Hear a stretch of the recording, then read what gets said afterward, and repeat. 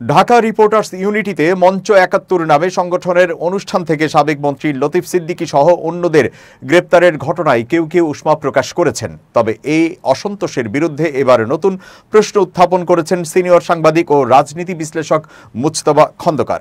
তিনি এক ফেসবুক স্ট্যাটাসে বীর মুক্তিযোদ্ধা ও বিএনপির মরহুম নেতা সাদেক হোসেন খোকার ঢাকার রাজপথে রক্তাক্ত হওয়ার ছবি শেয়ার করে লেখেন, ভদ্রলোকটার নাম সাদেক হোসেন খোকা, বীর মুক্তিযোদ্ধা, ৭১-এ ছিলেন গেরিলা বাহিনীর সদস্য।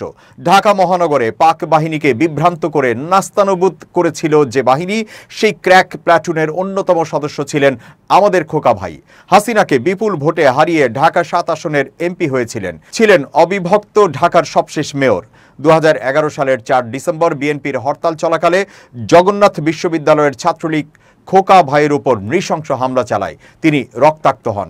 সেদিন হাসিনা সংসদে দাঁড়িয়ে তার স্বভাবসুলভ ভাষায় রসিকতা করে বলেছিলেন, মাননীয় স্পিকার, খোকা তো খোকা, খোকার উপর আবার কে হামলা করবে, ও গরুর রক্ত গায়ে মেখে নাটক করছে।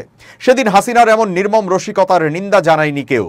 মব ভায়োলেন্স আমিও পছন্দ করি না, কিন্তু আজ লতিফ সিদ্দিকীর জন্য যারা মায়া কান্না করছেন, সেদিন খোকা ভাইয়ের উপর হামলার সময় তারা কেন চুপ ছিলেন? অথচ মুক্তিযুদ্ধের চেতনা বিক্রি করে হাসিনা ১৭ বছর দেশ শাসন করেছিল। একজন বীর মুক্তিযোদ্ধার উপর হামলা সেদিন হাসিনা কিভাবেই না তুচ্ছ তাচ্ছিল্য, মিথ্যাচার জাস্টিফাই করেছিল। লতিফ সিদ্দিকীকে নিয়ে এখন যারা শোক মাতম করছেন তাদের বলি, আয়নায় নিজের মুখ দেখুন।